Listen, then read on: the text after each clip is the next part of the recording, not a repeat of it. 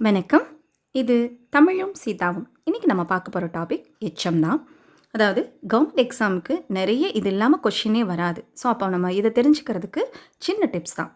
எச்சம் அப்படிங்கிறது முற்று பெறாத சொற்கள், அதாவது இன்கம்ப்ளீட் சென்டென்ஸ் அப்படின்னு சொல்லுவாங்க. இப்போ சார்ந்த, சென்ற, வந்த, போன, அப்போ இந்த மாதிரி இன்கம்ப்ளீட் சென்டென்ஸ், அதாவது முற்று பெறாத சொற்களை தான் எச்சம்னு சொல்கிறோம். ஸோ அந்த எச்சம் அப்படிங்கிறது 2 வகையில் பிரிக்கிறோம். அதாவது பெயரை கொண்டு முடிந்தால் அது பெயரெச்சம், வினையை கொண்டு முடிந்தால் அது வினையச்சம் நம்மளுக்கு தெரியும்.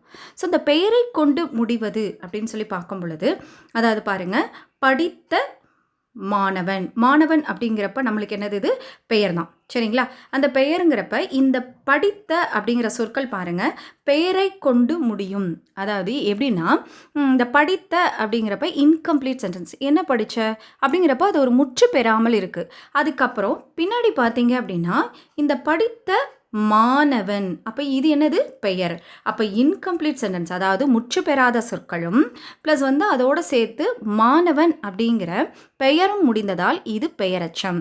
இதை சிம்பிளாக நம்ம தெரிஞ்சுக்கணுன்னா, மேக்ஸிமம் ஆ அப்படிங்கிற சவுண்டில் முடியும் அப்படின்னு சொல்லுவாங்க. ஆனால் ஆல முடிகிற எல்லாமே பெயரச்சம்னு கருதக்கூடாது. அதற்கு பின்னாடி வரக்கூடிய இந்த மாணவன் மாதிரி பெயர் வரணும், பெயர் சொல் வரணும். அப்படி இருக்கிற எல்லாமே, அப்படி முடிகிற ஆங்கிற சவுண்டில் முடிகிற எல்லாமே பெயரச்சம் தான், சரிங்களா? ஸோ இது ஒரு சின்ன டிப்ஸ் தான். அதுக்கடுத்து வினையச்சம். ஸோ இந்த வினையச்சம்னு பார்த்தீங்கன்னா, படித்து அப்படிங்கிறப்ப நம்மளுக்கு இது என்னது, ஒரு வினையச்சம், வினை செயல்.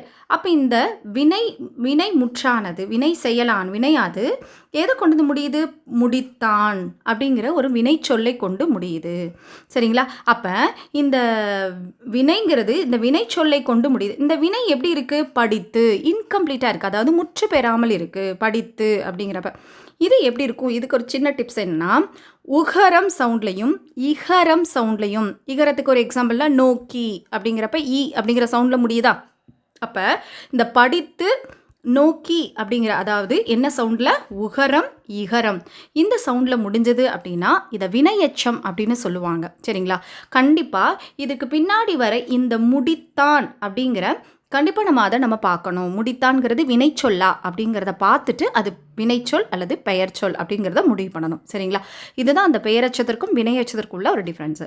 அதுக்கப்புறம் இப்போ நம்ம பார்க்குறதுல பெயரச்சம்னா என்னன்னு பார்த்துட்டோம். இந்த பெயரச்சம் அப்படிங்கிறது 3 காலத்தையும் காட்டும். 3 காலத்துலேயுமே வருமா, அதாவது பாடிய பாடல், பாடுகின்ற பாடல், பாடும் பாடல், அதாவது இறந்த கால பெயரச்சம், நிகழ்கால பெயரச்சம், எதிர்கால பெயரச்சம், சரிங்களா? இந்த 3 காலத்திலையுமே இந்த பெயரச்சம் வரும் அப்படின்னு சொல்கிறாங்க. இதையும் வச்சு நம்ம தெரிஞ்சுக்கலாம். அதுக்கடுத்து இந்த பெயரச்சம்ங்கிறது 2 வகை சொல்லப்படுறாங்க. தெரிநிலை பெயரச்சம், அதாவது எழுதிய கடிதம். எப்படி, செயலும் காலமும் தெளிவாக காட்டும்.